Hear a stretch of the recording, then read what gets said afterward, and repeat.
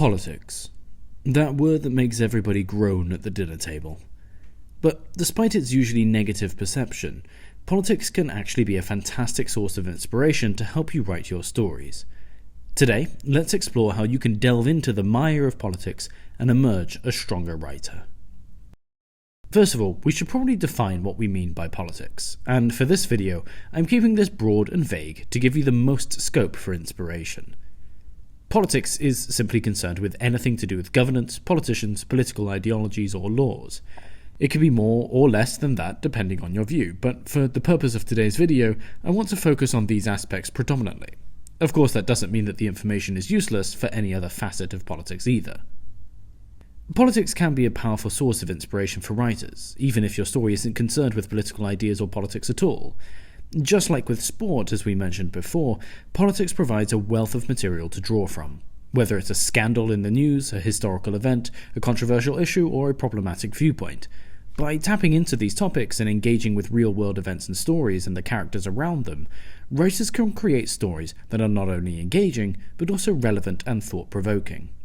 For characters, politics is incredibly useful, as we tend to have lots of publicly available information on a multitude of people involved in politics. Anything from presidential speeches, autobiographies, inquests, debates, and secret recordings, all of these allow us to see a very deep and developed character. More than that, politics involves people from all walks of life, backgrounds and shapes and sizes. We can see their journey, their triumphs and failures, and this can inspire us to create nuanced and detailed characters as a result.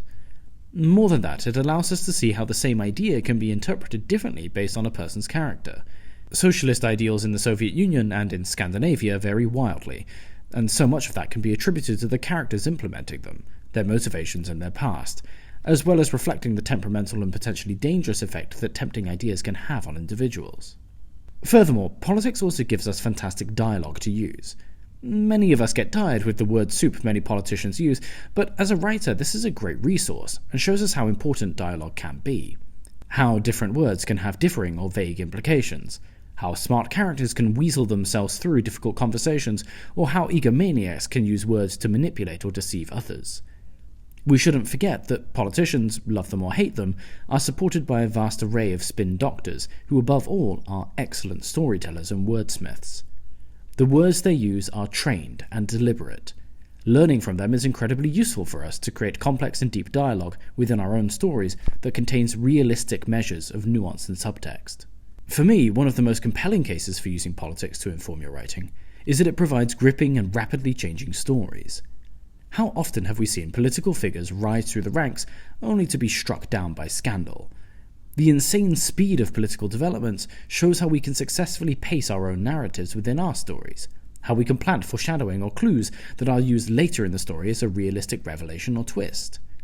Coming back to our character development, we can see politicians plough through a storm, bow out humbly, go down in flames, or come back swinging.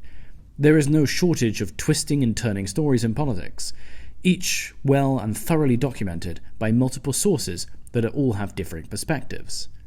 Which brings me on to my next point, which is that the wealth of media coverage that politics gets means that each story can be interpreted differently. This allows you to plot events in your story that can be seen in a myriad of different ways and help you introduce lasting conflict into your narrative. More than that, remember that politics is principally concerned with problem solving. Our judgment of how well that is done is up to the individual, but nonetheless politics provides us with a whole host of ways that people try and solve problems, based on their character, beliefs, motivations, interests, and pressures being exerted upon them. This allows us to be more creative with finding solutions to dilemmas in our book, seeing how real-world people react to crises, and then being able to emulate that in our story. Finally, and perhaps most importantly, politics is chiefly concerned with ideas. Some of the best books ever written, full stop, have politically concerned ideas at their foundation, and many allegorically use politics at their core.